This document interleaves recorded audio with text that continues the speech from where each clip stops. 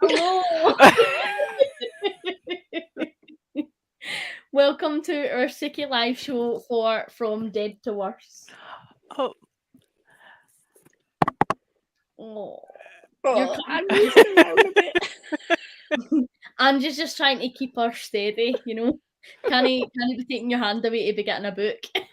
is it a laptop? Just set it on your lap. Bye, Ange. Off to a great start.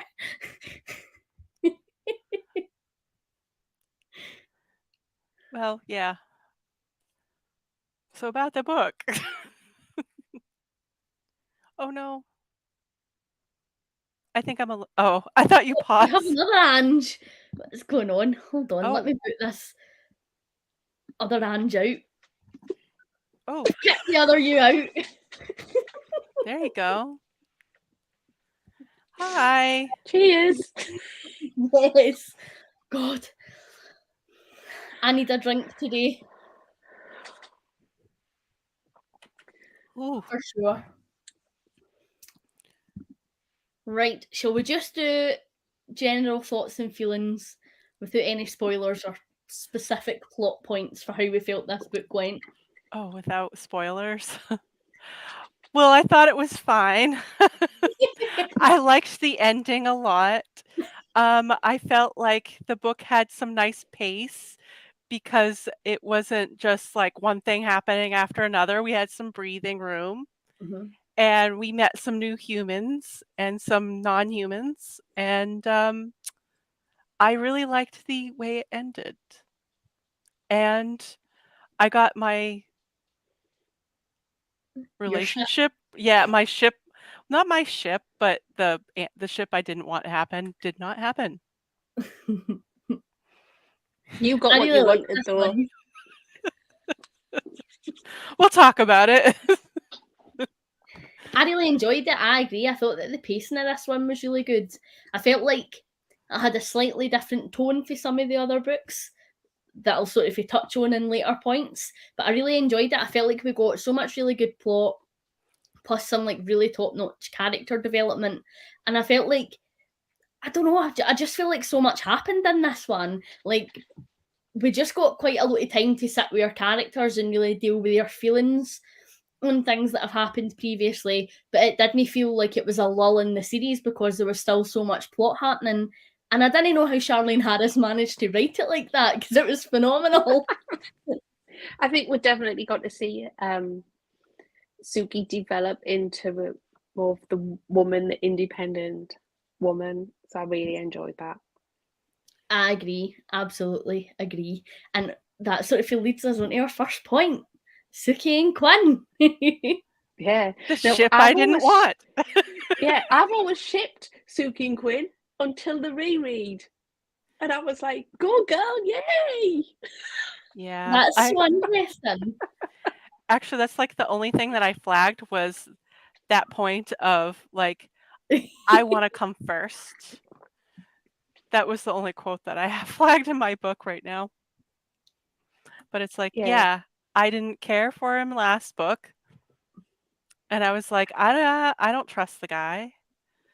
But yeah, I'm happy it didn't go down. Or that it went down in flames. I quite like Quinn. Like, I don't have any issue with him at all, but I've never shipped him and Sookie. So I really enjoy this, and I think that it was such like a pivotal moment for Sookie because she's had so many different relationships, and with Bill she didn't really know what she wanted and what she could get for him and where she stood a lot of the time. And then with Eric, she was like, I kind of want you, but like I'm never going to get what I want out of this. And then like she sort of been on again, off again with Alcide and a couple of other guys. And so this time she was like, no, actually, I know 100% what I want, and it's no you. And I was like, yes, that's what we need. I think I was sold on it back in, I think, what was it, like 2 books back when they had that war over at the at Sophie Ann's, and he didn't carry her over the fence. Boobgate. I was like, that got me. I was like, oh no, Anne just gone again. I'm still here. But oh, okay. Just can't see you. The sun's getting in my eyes. Oh. I think it's good as well, like, that Charlene Harris really made a point of Sookie being like, no, like, I get that you've got this stuff going on in your life, and like, I am the saying that that's a bad thing. Like, everybody's got their baggage and their responsibilities, cool, but like, I actually want to come first. And I think that in like so many other romance novels, the female protagonist like almost has to have a huge amount of selflessness in the relationship. Like, they either need to put up with the supernatural partner and their, you know, animal instincts, or they need to put up with like the family and what it means to be in like a society and this supernatural creature. And I really liked it for once Charlene Harris wrote a female character who was like, no, I get that, but I want to be the priority.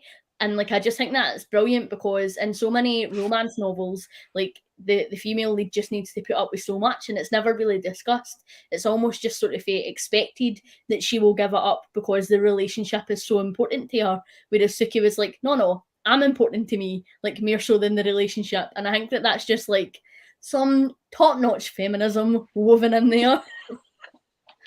I think that's what I found as well, because I think when I first was shipping them together, because I do like when like, I think he is probably a stand-up guy, although there's something going on which we may or may not find out what it is. But because I think he wants to look after his sister, he wants to look after his mum. But then when Sookie was like, well, I need somebody who, do you know what I mean, for me, who's going to be good for me. I don't want to be second best to anyone else. It definitely changed on a reread, sort of how I saw their relationship. I think it was his sister and mother showing up at our house, like, to bully her in a way. I know. That was like kind of freaky. It's like, please don't stalk me. I'm sorry that I broke your son's heart, but it's time for whatever. Absolutely. Well, it was, yeah, because it's his mother that came first for him. Yeah. And sister in a way, but it was his mother. And like, that's fine. And I know, like, again, like, there's so many romance novels that would glorify a female love interest caring for his mum, and they'd be like, oh, that's amazing and that's so sweet. And like, it is, but like, it's also fine for you want to be the priority, like, to be the priority, and it's fine for you to want the same level of investment that you're going to put into this, and know for it to go to somebody else. But visually, okay, there it is, centered. This is the point that it happens. We don't even see Quinn in this book until then. I really. know. So he's not even present. No, like, not at all. Yeah. She even says that at the beginning. It's like, my boyfriend's missing. So I guess he's still my boyfriend, but no word, no contact. It's not even like I want to prioritize myself. It's more like you got to fit me in. It's like we have a relationship, and I want to. We both have to be a part of it. So absolutely. Hi, Jack. Hi, Nadeem. Jack says, good for Sookie on putting herself first. I've not been a fan of their relationship, really. Yeah. Jack and I are in the same camp. I am no questioning what I've seen in it when I read it. Maybe. It's interesting though that you've maybe changed as a reader, or like stuff in your life has changed, and so now you're like, actually, I used to really ship this and like them together, but now I see it as a bit of an unhealthy relationship. It's interesting.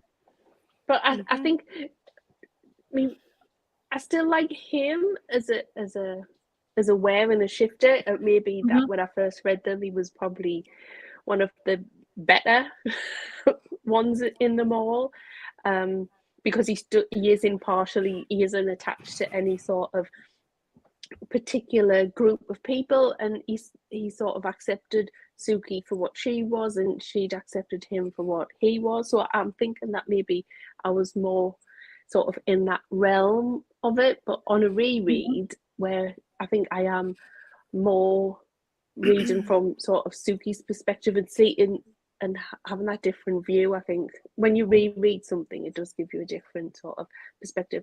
Plus, I've got a really bad memory, so some of it I didn't remember. I was like, did he do that? Can't remember him doing that. So yeah. And then the ship that we were actually on, Beth. Oh yeah, Pamelia. Pamelia.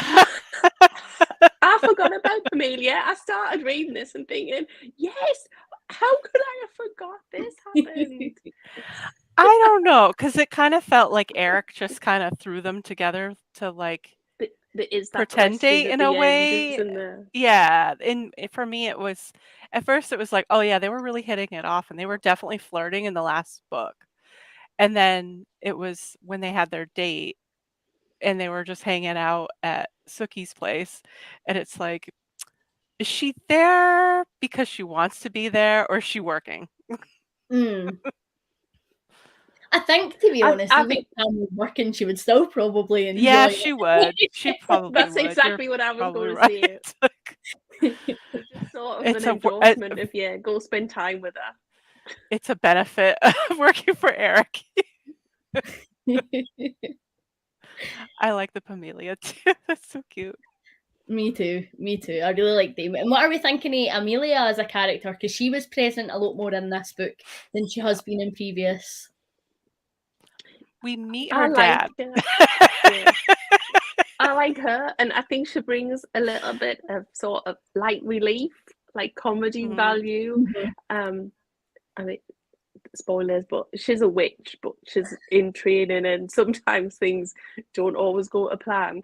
So that sort of always then has this one-liners and things come in, like, oh, Familia's involved. Do you know what I mean? Aye. Like, what's she up to? But I like, and I think she's a really good friend to Sookie as well. She's a good companion for her, which I think she needed. She's a nice balance to Sookie. Mm. She's the friend that Sookie's always needed. I totally agree. And it's nice for her to have somebody that she can just like chat to about everything with. And I feel like Sookie and Amelia have like such a good friendship that they can say anything to the other person and like there's no judgment there. So like they didn't need to worry about like being shamed or, you know, somebody getting offended. Like they always just sort of say it how it is. And I love that because like that's me as a pal. So like I like seeing that represented because I feel like so often female friendships and literature are like that's enemy and can be quite backstabby or like a bit like sassy comments and like no, they are just like upfront. They like each other's company and they just see it how it is, and it's just so nice to see that be represented because I feel like more often than not, women are pitted against each other, and it's difficult to establish a friendship.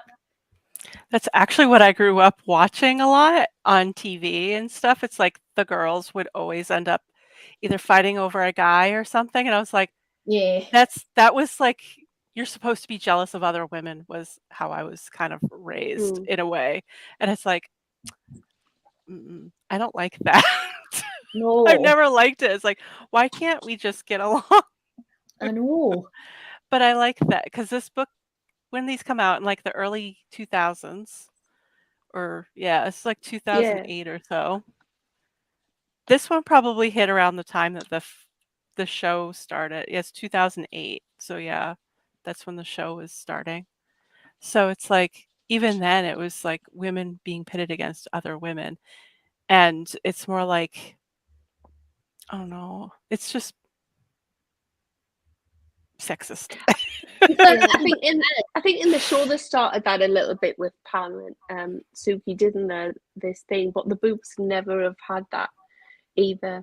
Pam's have been a bit standoffish, but Sookie's always put that down, the fact that she's a vampire sort of thing. But then as you get later in the books, it'll be like, oh yeah, Pam's a friend, but she probably wouldn't say that.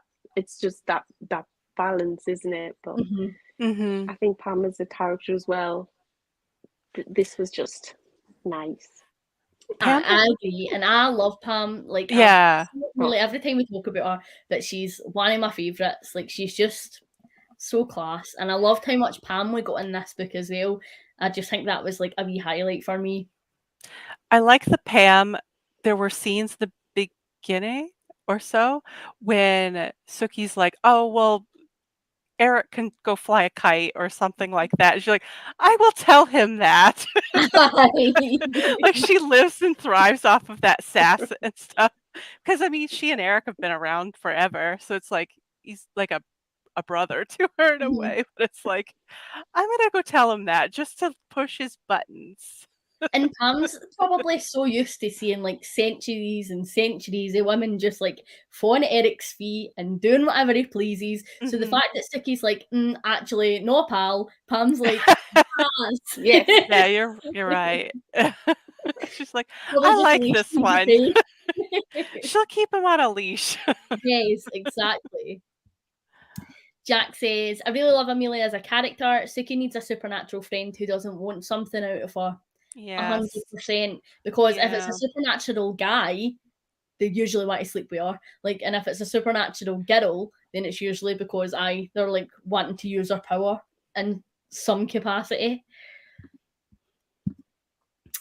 Leandra says, just stopping by to say hi. I've never read the series, but I'm interested. It sounds like I should start it ASAP. You absolutely should. Yeah. They're like cozy mysteries, but with supernatural elements, so I think you'd really enjoy them. Jack's saying, yes, get into this. Jack's been telling everyone to start reading them and catch up with us.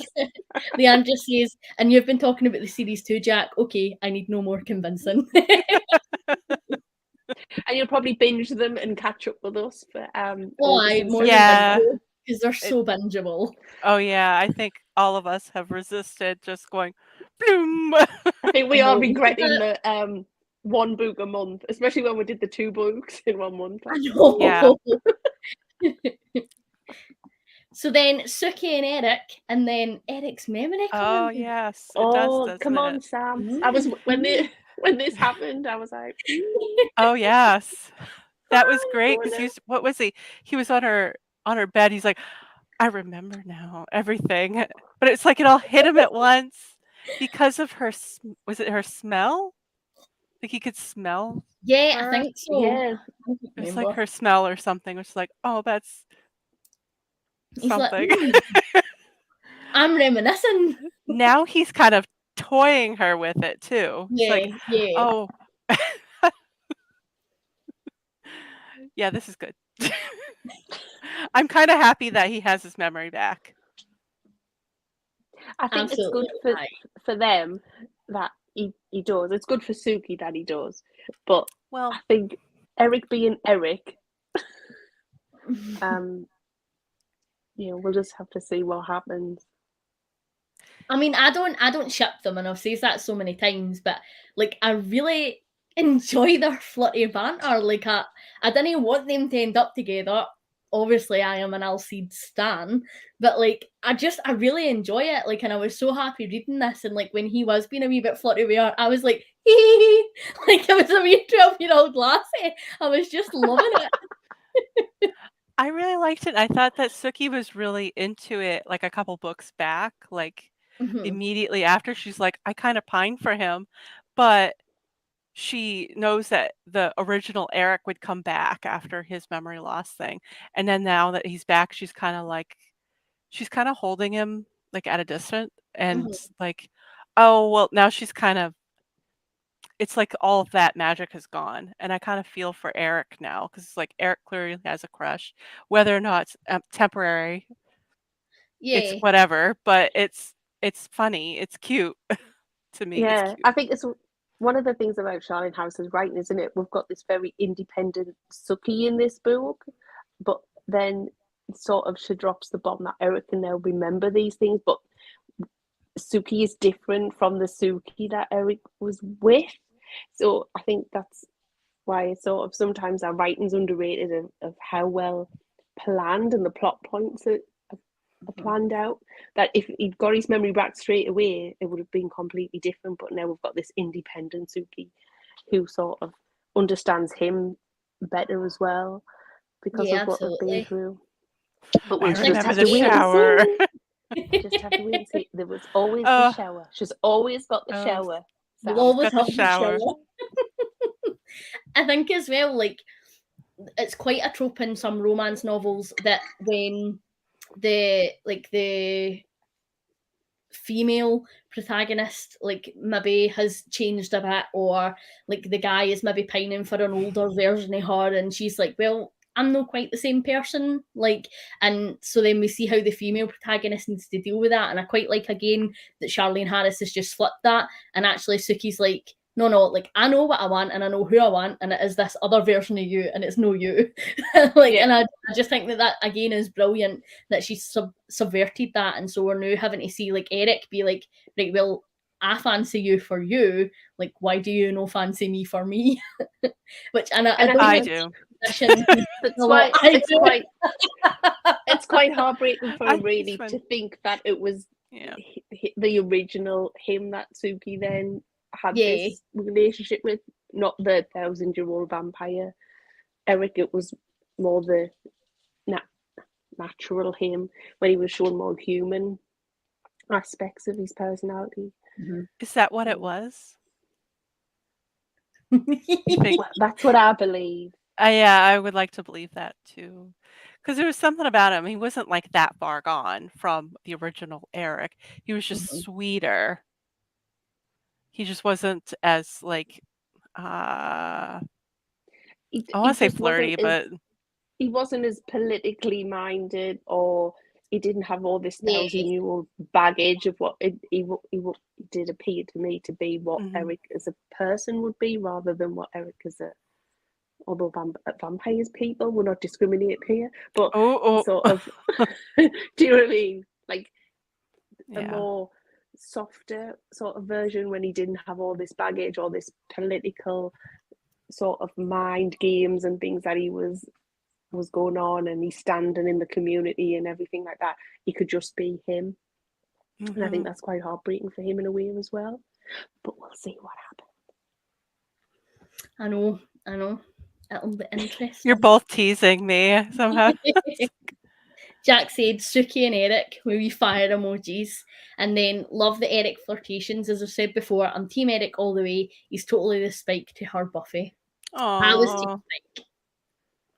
I've had to change allegiance now as well, but I don't know whether I can, because we're so far in and I've read them before. Oh, you can.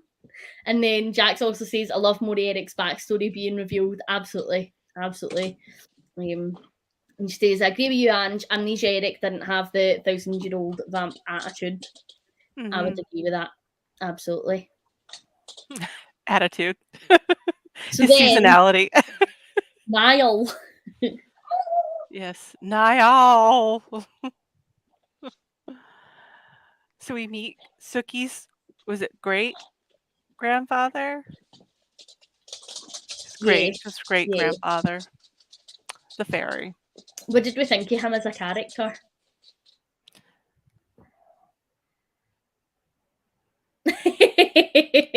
Me? I don't know.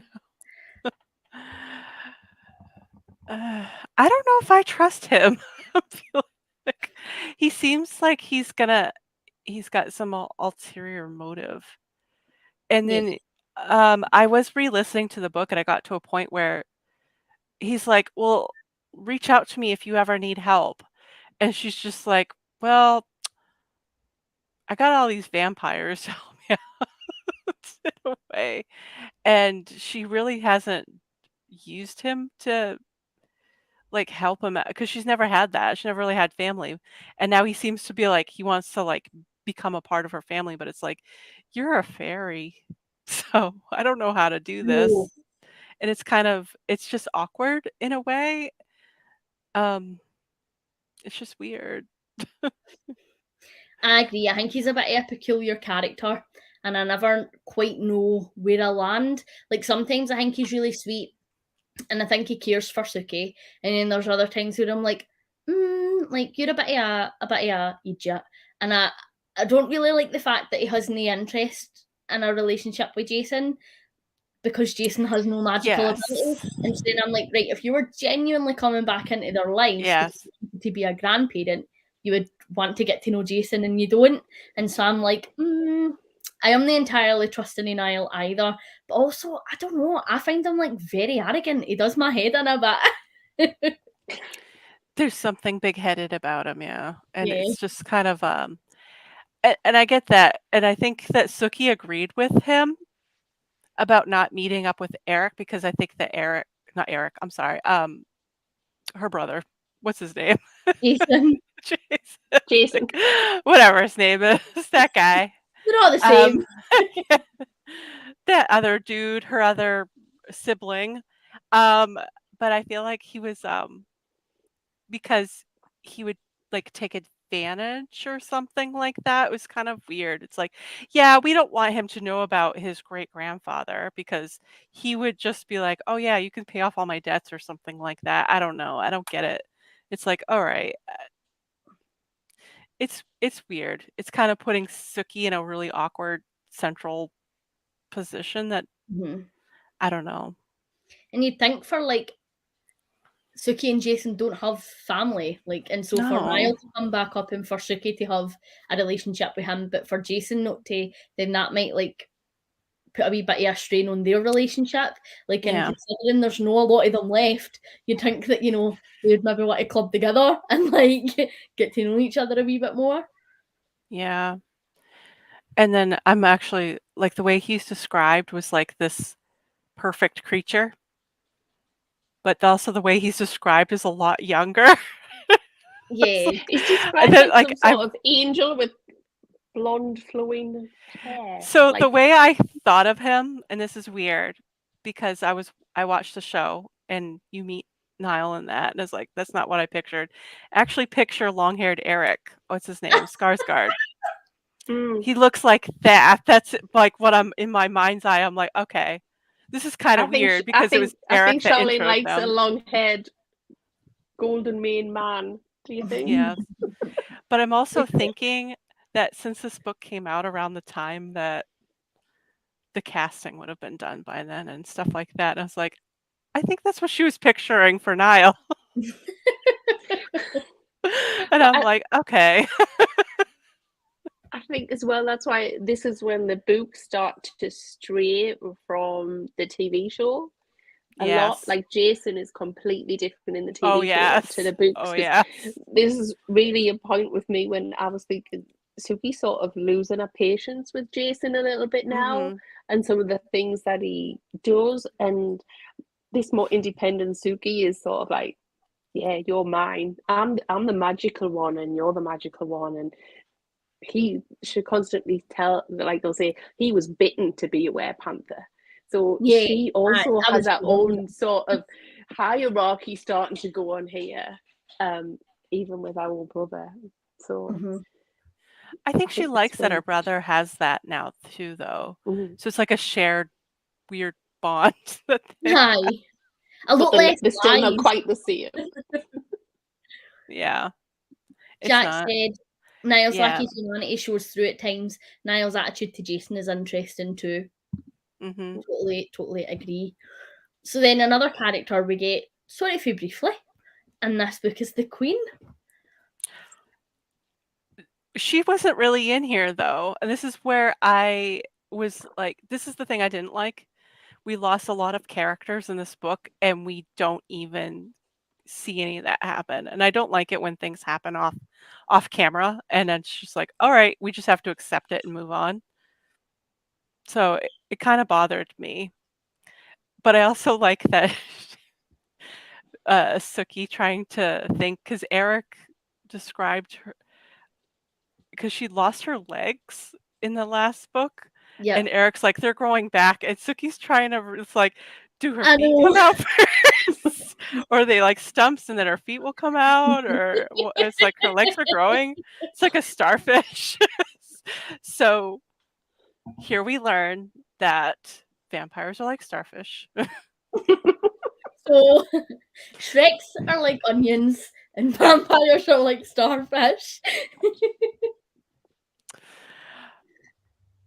But I felt nothing either because like the queen, she was I mean, I think it showed the brutality of politics in a way and how it works. I'm the same. I feel like we've only really saw her as this really strong political figurehead, and then we've sort of touched on some of her softer sides with her relationship when she's been talking to Sookie, but like now she is entirely vulnerable. Like, and we know, like, right, well, actually, again, it's reinforced that vampires do have weaknesses, and if like she's the strongest vampire we've encountered, the most feared, the most well respected, and somebody can like do this to her and she can sustain this level of damage, then again it just reinforces the whole like, right, okay, well, shit could get real. I can't think of a nicer way to phrase that. It's all moving and changing. I was expecting, so it was unexpected, but I was expecting that she would become more of a villain or so in the series, and then it's like, she's gone. All done. Forget about all that. Just forget it. Then something else that happens is Priscilla. So we get to meet a female packmaster for the first time. The entire book so far, which wasn't a concept that I knew existed until now. And I like that, although Sookie was like, right, well, we are obviously enemies in this situation, she was still like, but power to you, lass. Like, I'm chuffed for you. And again, Charlene Harris just feeding all the feminist themes throughout this book. I was loving it. I think there's even a comment like, I never knew it could happen, but it does. I barely remember the battle because it was too much activity for me. Well, I glaze over at fight scenes and I'm Amy lives for the battles. I do live for the battles. And Sam, during this battle, #Samba, he turns into a lion. This is the thing about Sam that I think we forget when we talk about where panthers and where tigers and how amazing that is. Sam can be anything he wants to be whenever he wants, and he chooses to be a loyal, like, collie dog, sort of thing. I was going to say something bad with a spoiler that he can turn into a bird and fly, I think, at some point, if that's already been in. Yeah, so he did in the show. It's interesting to see. I just assume, or to remember that he's actually a shifter. He's rather than aware. So yeah, but I like Sam. I don't like Sam, but I like this scene, and again, like, it was reinforcing just Sam will do like anything he needs to do to protect Sookie, which like I do like because I obviously like Sookie, but with Sam, like, I feel like he expects something in return. Like, Eric will protect Sookie because Eric likes Sookie, whether or no Sookie and Eric are going to be a thing. Whereas I feel like Sam protects Sookie and then he's like, right, well, you owe me now, so we're going on a date and you're going to be my girlfriend and da da da. And she's like, no, mate, that's not how this goes. I feel like there's always an expectation there that because he does something nice for her, she needs to do something nice in return, and it's usually around getting together with him. But it's interesting that Sookie's sort of had Quinn, who's a tiger, but then Sam turns into a lion.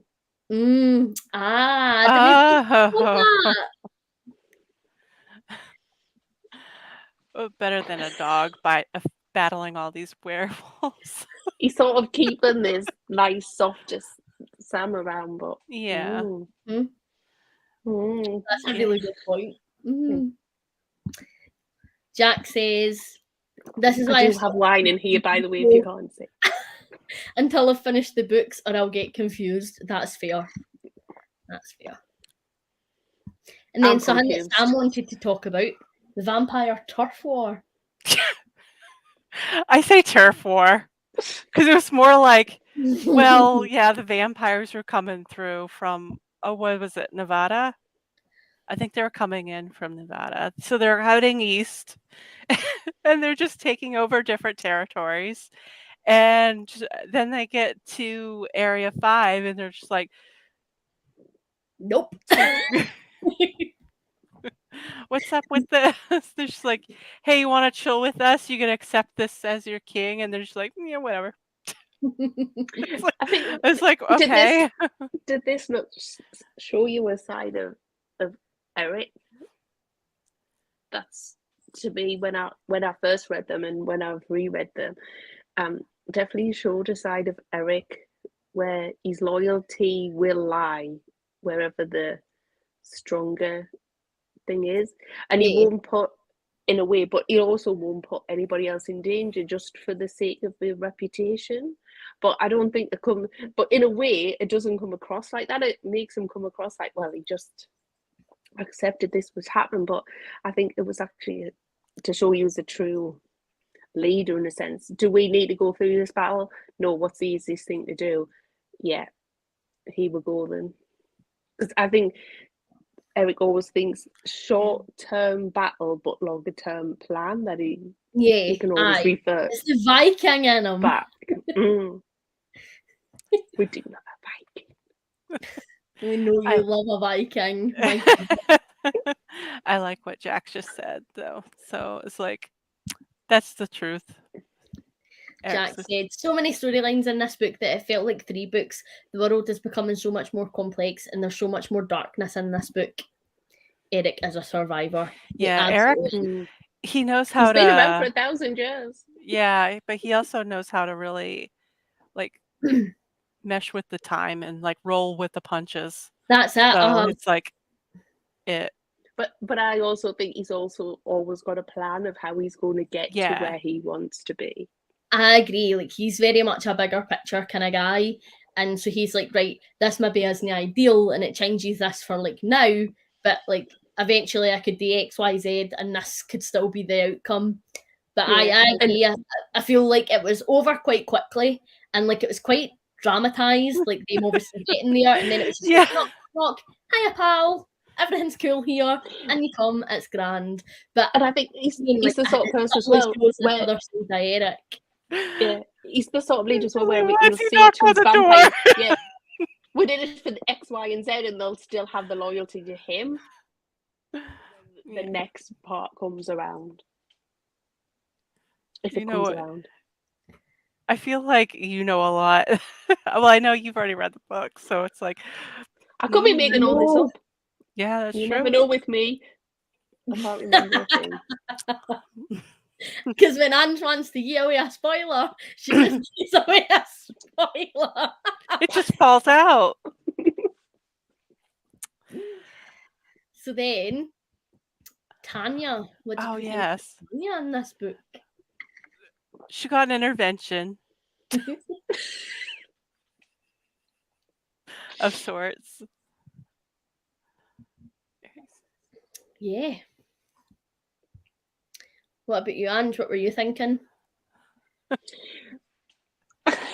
I was just thinking this is a way that Charlene Harris sort of brings things back into the plot, and you think, whoa, like, what's going on with everything? Sort of, it's like Jack said, there's so much going on in this one book. It was sort of jumping here, there, and everywhere. Oh, what's her name? I can't see the chat. Oh, I can see. I'm reading the chat. Jack said, here's a question. I thought Eric's maker was Godric, but in the story he tells, does he mention it's someone else? Am I confusing the show and books? Yeah, in the show they say it's Godric, but in the book it's someone else. Godric. Yeah. Oh, okay. I don't remember any of that. I remember Godric because he was such a pivotal character in a way. He was really at Eric's core and kind of became his conscience in a way. Yep. In the book, Godric is just a character. He's not. He's going to be the sacrifice for the Fellowship of the Sun. Yeah. Yeah, but wasn't he like a pedophile? Yeah. That's why he wanted to meet the sun, I think. Yeah, he was like, I don't belong here anymore, but he was different. I'm too old. And I think it was to show the difference in society and how society has changed, because that the age of consent changes, and I think people forget that Godric was only 14 himself, even though he was a 2,000-year-old vampire or whatever, because he's 14. He makes a comment about meeting Jesus, doesn't he? Like, I walked the earth the same time as your Christ did. Yeah. But he was only about 14 or 15 himself. Yeah. Yeah, I vaguely remember that. But that was a scene that did happen in the show. Mm. But yeah, I do remember But that. they made, I think that's when the show sort of condenses some of the characters. Alan Ball did that really well, I think, when he was showrunning, to condense some of these more sort of, It made it more what's the dramatic. word? Yeah, these more dramatic characters, and these characters that will make you have this sort of thought process about things, and trying to get them all into a show. So some of them are left out, but some of them sort of slightly change. Now Tanya, I'm trying to remember, she was hired by Sam, but she was really just to spy and kind of like ruin Sookie's life in a way, to really like push her buttons. Yeah. And so it's sort of bringing the older storylines back in. Yeah, she's tying off like loose ends, but I still don't feel like we've seen the end of any of that. So, I mean, I haven't read many more. So But I think this is one of the things, because Charlene Harris also brings in characters from other books and drops them in, sort of just slightly. But also you'll think something's over, and then all of a sudden it'll be like, oh, but this person was saved because she was spying on Sookie because of this happened. So Sookie thought that she'd left all that behind, then she has to like tell people, no, I did. I killed her. I killed Debbie. So yeah, in self-defense. Spoilers. Yes. I feel like I totally agree. Like, Sookie did this thing that was like still so against her nature, even though it was in self-defense. Like, that's just no Sookie. And when you think about Sookie for the beginning of the book and how she really valued the sanctity of life, because she was forever giving Bill a hard time about it and being like, how many humans have you killed? Like, and then like obviously no, she's had to commit murder. And I feel like we didn't really deal with the emotional impact or toll that took on Sookie until this book. And like, I think that's quite, well, not that I've ever murdered anybody, but I feel like it's quite realistic. Because I think like you'd be running on adrenaline and making sure like that you weren't going to get caught and all of this stuff happening. And so then once it's passed, like you actually just need to live with what's happened and what you've done and the choices you've made. And so I really felt like Tanya coming into this book allowed Sookie or the opportunity to do that. I think when you read series as well, sometimes it's like things are left in the past. They've done things and they're left in the past and not really re-examined again, where this made Sookie re-examine what she'd done previously. Absolutely. Yep. And she got her intervention. She did. Alice says, oh, I remember that bit with Sookie and Debbie. That was such a big moment. I remember like getting the emotional impact of it. Yeah, it was scary. Yeah. Because like, I don't know how, I mean, it's survivor's guilt in a way. Because, it's terrifying. Because then she has that thing with Alcee, doesn't she, as well? Yes. There's a lot of emotion. That just muddies the water even further, doesn't it? And then didn't Eric witness it, or he helped dispose? Yeah, and he didn't have his memory, and now he has his memory, so now he remembers what she did. He hasn't mentioned that though yet.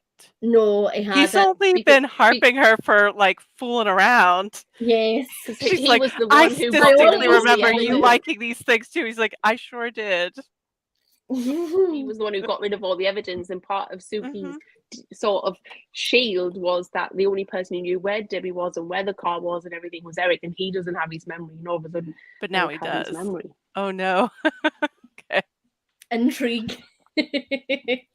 But we all know Eric will never sell Sookie down. And Jack says he would never do that. That too. We don't know that yet, though. That hasn't been brought up yet. No, it's just all the naughty things they did. Yeah, this is the thing with this book, is like this series of books. It's we're getting to the point where they're all intertwining, because we're like book 8 now. Yeah. Alice says, as you said, Ange, a lot of series just leave things and don't revisit the emotional side of it, but I loved that they did. I totally agree. So then something else that happens Oh, Jason has some yes. wedding woes. I was like, really? This pissed me off. At Jason for that. Book Jason is a ball bag. Amy. Yeah, Oh, yes. but Jason is a ball bag. He's very selfish. Very selfish. Incredibly so. And he 100%, I'm sure, that he set up his sister to walk Oh, in he on did. him. He totally did. Yeah. 1,000%.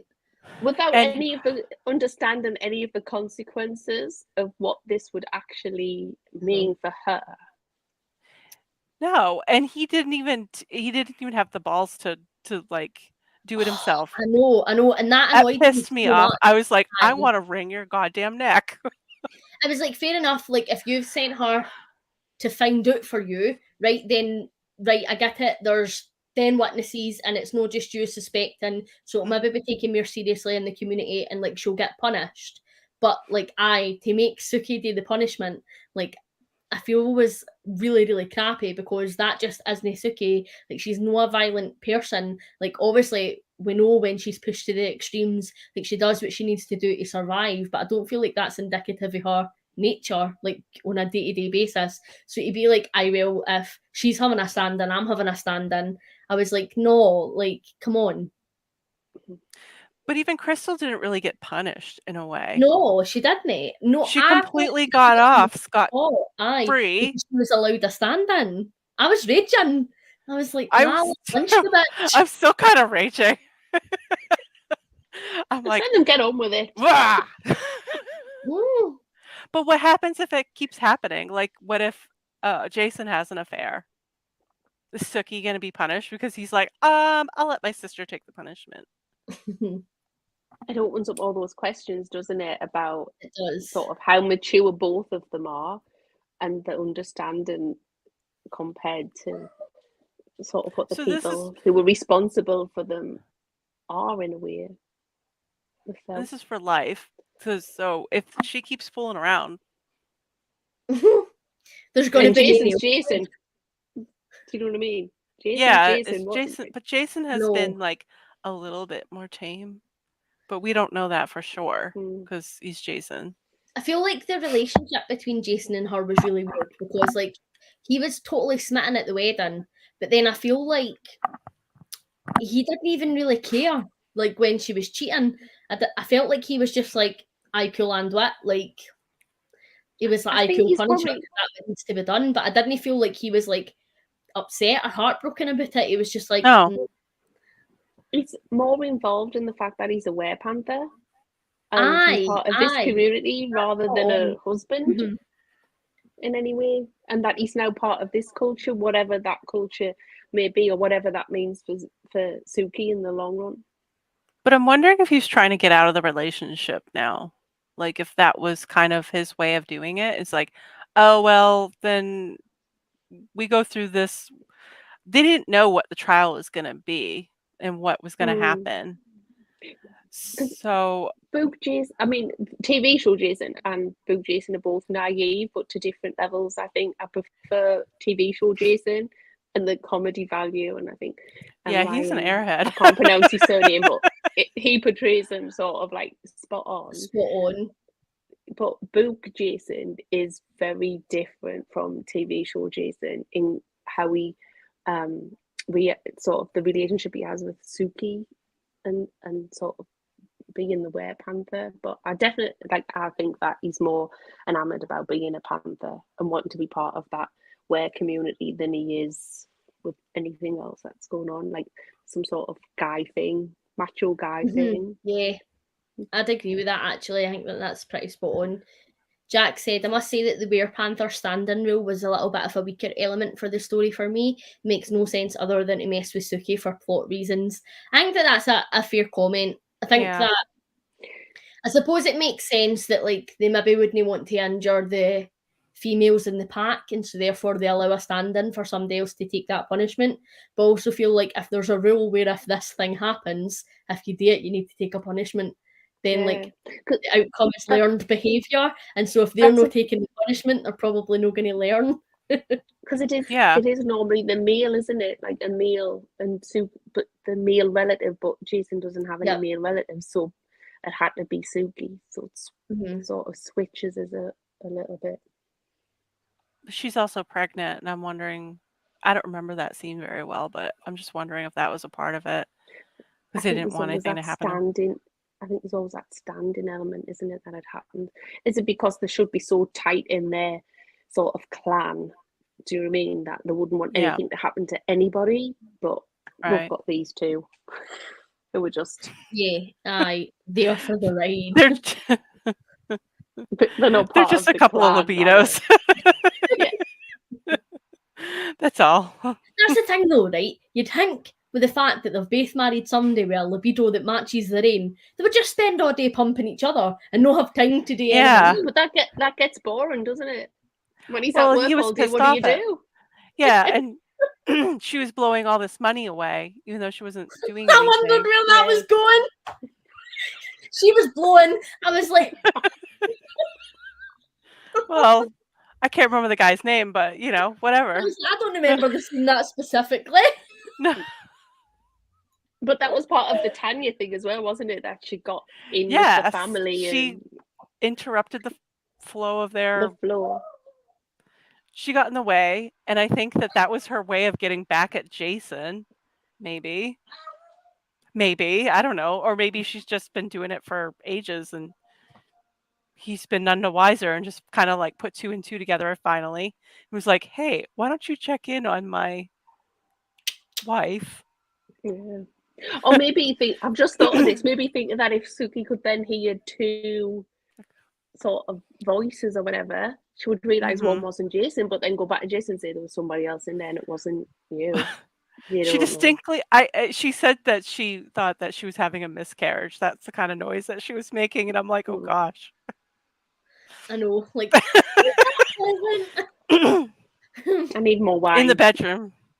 You need more wine. I ran out of my gin. Actually, it's all like water. Oh.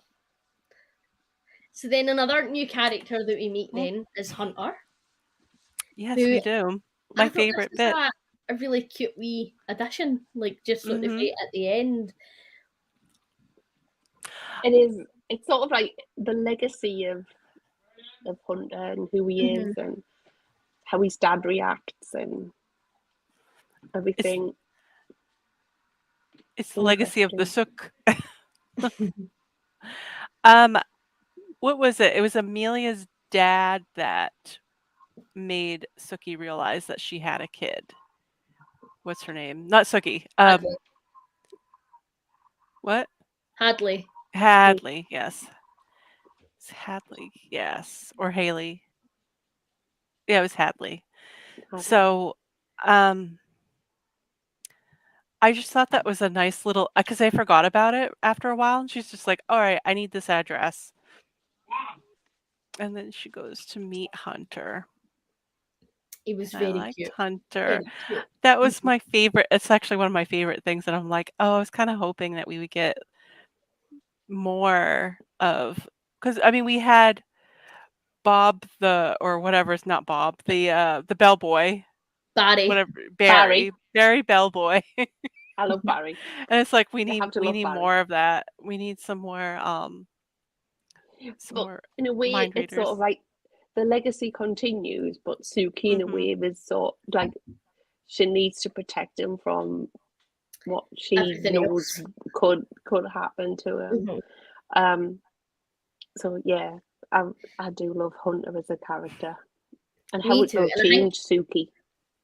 I really like what it means for Sookie because she has so much horrible, crappy memories for her childhood, and it was never very easy for her. And her mum and dad didn't make things much easier for her, and she didn't really have anybody who understands. So knowing that Hunter's going to grow up with somebody like Sookie in his life, I just think I'll like heal her unresolved trauma because she'll be able to make sure that like he doesn't go through the same trauma, and I just really love that.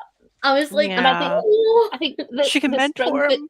The strength it took to say to the dad, sort of, I respect that you're the dad, but one day you will need me. Yeah, I just like how this is how the book ends too. It's like, this is great. I know, it's just like we've got this, and I can't wait for more of this. And I think because they know that there's something going on with Hunter, but they're not too sure what that is. Yeah. Yep. I'm reading through the comments. Like, so Jack Hadley love how Hadley that was was introduced at the yeah. end. Hadley was Sookie and Jason's cousin, she got into drugs and she turned into a vampire, but she passed away. And she apparently was married before she got involved with the Queen, and she had a son that Sookie didn't know about until this book. So she has a nephew-ish, like once removed or something. Yeah, like a cousin. Yeah, second cousin. He's like, yeah, something like that. So I think it definitely shows how Sookie's becoming more confident in herself as well, to be able to just go knock on someone's door and go, yeah, I'm Sookie's Tech House. Absolutely, absolutely. And I think as well, like, there's sort of been this whole, I guess, unresolved and open-ended future for Sookie. Like, she's been so all over the place. She thought like she'd never have a relationship, and now she's had a relationship. And then when she was in a relationship, she was like, do I want to get married? Do I want to have kids? Do I want this? And like, she just wasn't sure. And I think that like Hunter coming into it, like, know that obviously he's going to be her kid, but like it's another opportunity for her to explore maybe whether or not she would want kids, because I think based on what she had been through, that would probably be the furthest thing for her mind, because she wouldn't want to potentially pass that on. But if she can sort of be with Hunter and help him, then it'll maybe open that up for a wee bit, and again she'll be able to see what she can get out of life without having to hold herself back. Cute. I know, it's very cute. You're my Aunt Sookie. That's what he called her, Aunt Sookie. So Yeah. that's why I'm like nephew. Because he was obviously feeling her. He was talking to her. No one else would hear what they were saying. And that's when she was like, oh. I know. Although now, like, it's bad enough, right? Trying to make sure that you're not swearing and saying anything inappropriate in front of a kid. But now she's going to have to monitor her thoughts as well, which is a situation she's never really needed to be in before. So I think that could be quite a funny dynamic. I just like that. It's like, me as well. I thought it was very cute. Very cute. So then the last thing that I sort of wanted to talk about before we move on to the short story and stuff was just the mental health rep in this book. Because I didn't know if anybody else had picked up on it, but I just feel like the way Charlene Harris spoke about Sookie's mental health in this book was very different from how she's done it in any other book. And I felt like it was handled very well. And sort of a running theme that was spoke about during these live shows is just how subtly Charlene Harris puts things into stories. And so you only really pick up on them if maybe you've had experience in that, or like you were looking for that type of deeper subtext. And I just think we get to see a different side of Sookie in this book. And as much as it was sad to see her sort of withdraw a wee bit and not really be as social or as optimistic as she would normally be, and to be a wee bit more exhausted and drained and finding things difficult, I feel like it was very realistic. Like, everything that Sookie's been through up until this point has got to have taken a toll on her mental health. And so I really like that Charlene Harris put that in, and we could sort of see Sookie dealing with that. And Charlene Harris didn't write on page, like, and Sookie felt depressed about this, because she didn't need to. We could see for her behaviours that she was struggling with her mental health. And I just thought that was so well done, because it wasn't like, if maybe mental health is a trigger for some people, it's no like battering them over the head with it that they wouldn't want to read this book. But like, as somebody who has very openly spoken about my depression and anxiety, like, I really related, because that's exactly what I do. Like, I withdraw and like I get so exhausted with social interaction, and I'm just like, right, no, I just need some time to myself. I don't want to speak to people. I just need to go away and take some me time, and then I can come back refreshed. And I just thought that it was handled very, very well. I think that's one of the things about Charlene Harris. It's sort of drip fed in, although it's sort of urban fantasy. Sookie isn't a superhero. None of the characters, even though from the beginning they set out to be sort of superheroes, none of them are fallible in any way. They've all got something. So Sookie needing time to actually reflect and think about what's actually happened to her. She's lost her gran. All these people around her are dying. Do you know what I mean? As well, I think that it's subtly put into other things. I mean, we talked about Quinn, but the fact that he's dealing with having to care for a mother and a sister, but also be doing sort of everything that he needs to do, and that can be overwhelming, and that's why their relationship isn't going to work. It's quite subtly in place, but it's real, and I think that's the difference between some other sort of fantasy or urban fantasy you read. Our characters are not superheroes, they're sort of everyday people with something exceptional about them, or she's placed them in this world in a way. When we and I think that's why she's underrated as a writer sometimes. Yeah. When we first see Sookie in the book, she's going to be attending that double wedding, which I'm so glad was not a trend that really picked up. I thought that was so stupid. I was like, what is this? It's like, don't do this, everybody. It was convenient in a way. And I think it's part of the fun of how close these southern, I mean, you can tell us, Sam, how close these southern communities can be. But in a way, she was also like, she had to have a smile plastered on her face. And she mentioned that a bunch of times. She's like, I'm just painting a happy face because all of my friends are having babies there or just having kids, even those that are younger than me. And she's going through this like mini moment. And I get it because I mean, I'm single gal. I'm almost 40, but I'm a little older than Sookie is. But it's like, and there comes a point where you don't care, but at the same time, you're just like, they're just not things for me. And I think Sookie's coming to realize what she wants, but it is taking a toll on her mental health. I know, and it's especially like getting injured all the time and all this other crap. It's like, well, I saw some guy die. Oh well, it doesn't just roll off your back. But that wedding at the beginning, it's like she was kind of forced into being a bridesmaid, and then she had to work, and she was kind of like being talked down to by two of the women in her life that she hated the most. And it's like, it's just a little bit, it's just kind of highlighting that these are how she has it difficult, even though she's got all these guys coming after her. It's like, that's kind of sucks too. It's like, it's a lot to deal with. Absolutely. It's like, no, you don't need to have that much attention on you when you just need a quiet time. You just need time to yourself. I think it was good as well, like that we saw actually Sookie realise, like, right, I'm getting a bit drained, this is a bit daunting, like I just need some time. And like she obviously had a good relationship with Amelia that she could say, right, I'm looking myself in my room for a wee bit, like I just need some time to myself. And like Amelia totally got that. But I think it was good that was also represented, because so often like we'll see people like hit rock bottom in books with their mental health before they start to realise what they need. Whereas I feel like it was good to see Sookie just be like, right, no, like I know when I start to feel like this is what I need and this is what I'm going to do. I just really enjoyed it. I thought it was handled very well. We had two scenes. Go on, Sam. No, you go right ahead. I was going to say at one point she even said that Bob the cat, yeah, she said, get out. Oh yeah. She was like, no, like I mean myself. She's like, why are you on my bed? Yeah. Because I just went through that scene. I was re-listening to the books, and that was one of the last scenes.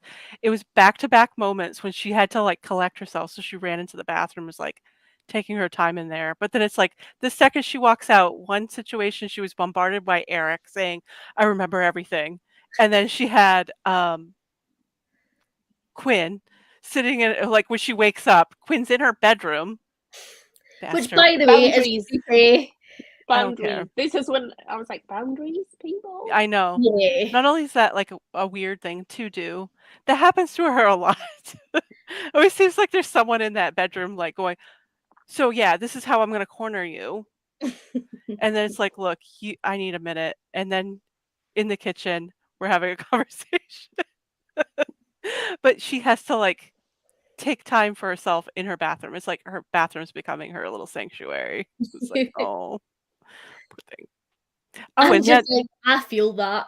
yes, and then also it was the other witch friend who was moving in, and she's like she needs access to first floor because she's Yeah. old and she needs like easy access to the bathroom. She's like, oh, I have to live with this witch on my. She's like, she's gonna take the bedroom across the hall. But just saying that though, the whole time though, when she just changed Bob's back and go, yeah, I knew all along how to do it. Oh yeah, what an ass. I just thought that was so funny. It was very funny. Alice has so many layers in the stories, and let's face it, Sookie has been through a lot. Oh yeah, Absolutely a lot of has. injuries. She's seen a lot. Yeah. I think there's just everything when we got to the end though, just things what's going to happen next. Because I think at the core, Sookie, she wants to help people. She wants to do her best. And it's just Her fatal flaw. humane. Yeah. Let's see what happens. Yes. So then, Gift Wrap was the short story Oh. we read. Yeah. I love these short stories. They're so fun. This was the oddest wee short story. Well, so It was. basically, your great granddad sends you a booty call for Christmas. Yes, yes. No, But like, in the weirdest way possible that only Like, Sookie. So he knows her. like, I've spoke so much, right? Like, my granny is my best pal, right? Like, we watch all the same TV shows, we read all the same books. My gran and I read the Sookie Stackhouse books together the first time I read them. Like, she's just my best pal, and I love her to bits, right? We have a very open relationship, and so, like, I would talk to my gran about sex and stuff, and that wouldn't faze me. Like, and we watched the True Blood TV show together, so, like, there's quite a bit of sex in that, right? And it's no awkward, absolutely no awkward. We have a really open, great relationship. I'm very lucky to say. But I don't think my gran would ever care about my sex life enough to arrange a booty call for me. But I don't. This is the bit that I was like, that bit just completely sort of missed Niall. It was just like, how can I make Sookie happy? Oh, I'll this get is how her I laid. can make Sookie. Yeah. Oh, hold on, before we go any further, It's the Alice concept said- of Christmas. is local. Oh no. Alice says she's not going to listen to the short story part because she's not read it yet. But how many short stories have you read so far, and is there any to read in August? Let me tell you, I've got my wee list. There's one that's going to be called, it's like Two Blondes or something like that. I just got the short story. So we've read 1, 2, 3, 4, 5 so far, and then Two Blondes will be the one that we read in August. Mm-hmm. I'm looking forward to that one. That one sounds fun. And Jack says she's just got the short story collection. I just bought another short story collection. It has like all of the short stories, and I'm like, I wish I knew about this. So I didn't have to. I bought the other one, and I was like, I'm a marketer's dream. I've obviously bought them in sections, like so many up to this part. Jack says, I've not read them yet either, Alice. I think I've read a few of them before, but can't remember. Is there a story for this month? Yeah, Two Blondes will be the one that we read after. It's Dead about and Gone. Pam. We'll skip over the rest of the short story then. We'll not give any spoilers. Oh, we just did. Did you say this one coming up's about Pam? I think Pam's in this one. That's all I read like a clip. It's got Pam and Sookie and something about Eric. But I'm having a look. I'm having a look. It was the synopsis that I read. I was like, oh, I can't wait for this one. It's got Pam in it. Yeah, it's Pam. Oh, I'm so buzzing. Yeah. My fave. I can't wait for that now. Yeah, I know. I can't wait for it. I'm like, oh, this will be fun. Because I like Pam and Sookie together in the books more so than like in the show. Like the first season, I thought, oh, well, it's gonna be just like the books, but then she kind of derails and just not as an antagonist, but she's a completely different. She's just a character aside from a part of Eric's life. Yeah. It's not really intertwined with Sookie at all. So I did finish the series, by the way. What's the next book, Amy? Dead and Gone. Oh, see, your cover's just so much prettier than mine, Sam. Yeah, Sam's Cute. covers are prettier than ours. I don't know what she's holding though. It looks like it reminds me of you know what it is. And then what happens here is we all say we're not going to read it till the end of the month, and then we all And start then reading as it soon as straight we get away. off the live show, we all start the book. The day before the live show, we're gonna read the book so that we can all remember the details. No, we'll I mean, read I the feel book, like and then the we do day of the pretty live well at show, the we'll have to moment. quickly listen to the book, read all of our comments about the book, and read the short story. There's a lot of details that happen in these things. Because I mean, I really, really, really wanted to get into it, and I was not this one. So then I started the show, and I got through the show, and I'm like, wow, this really went in a completely different direction. It has. It's gone in completely different directions, Sam. So it's okay. Yeah, that's what I was like. I'm be- like, I hope it ends different. Okay. We're You're like, making a face. none. Can possibly see. Yes. Don't encourage her. She's had wines. She has had She's wines. like, I'll tell I you. can see and her it's like, eyes. "Ah." Her eyes are just like, she's like, I want to say so much. Yes, I know she does. Leandra says she loves Amy's relationship with her gran. Betty's the Yes. best. She's comedy gold, let me tell you. She's an absolute hero. She just turned 80 on Thursday there. Oh. She's just the best, man. She's too cute. Jack says, I have to confess, I read it last month already. I've had sookie withdrawal. We'll have to get the stories read. Can you list the ones you've read so far in the Voxer chat? Absolutely will. I've got a wee list of like the order of them, and so just put the picture of that in the group chat for everybody's reference. Anything else that anybody would like to discuss? Without spoilers, and look at you, you're like, and just like, I want to say so much about words. I'm moving on to my hardback copies because this is obviously where I'd read my paperbacks, and then I started reading them as they were published. That's cute. That's all I have to say. Mine's like go up in size. I think after the next one. I have the whole series now. So I picked them all up. This one is this size, which is fine. But then the next one. Oh shit! That's a significant difference. It really bugs me. Oh yeah. My dad ain't gone. Looks like Gillian Anderson from X-Files. Oh shit. It actually does.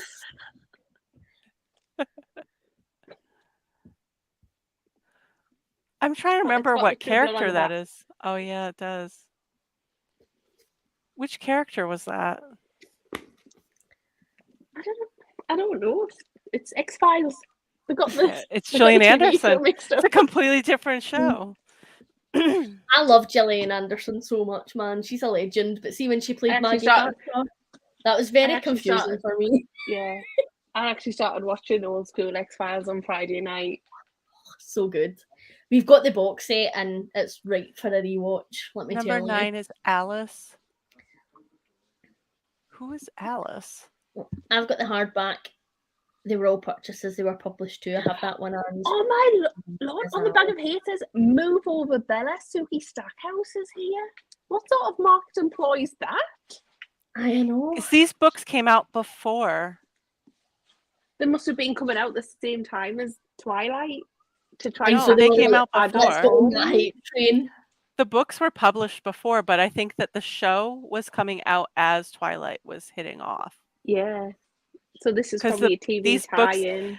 That's why I was like annoyed by the first book. I'm like, Twilight 100% knocked off a lot of this book from book one. I am not. Stephanie Meyer had a dream. She hasn't read any vampire fiction whatsoever, Sam. Who? Stephanie Meyer? Yeah.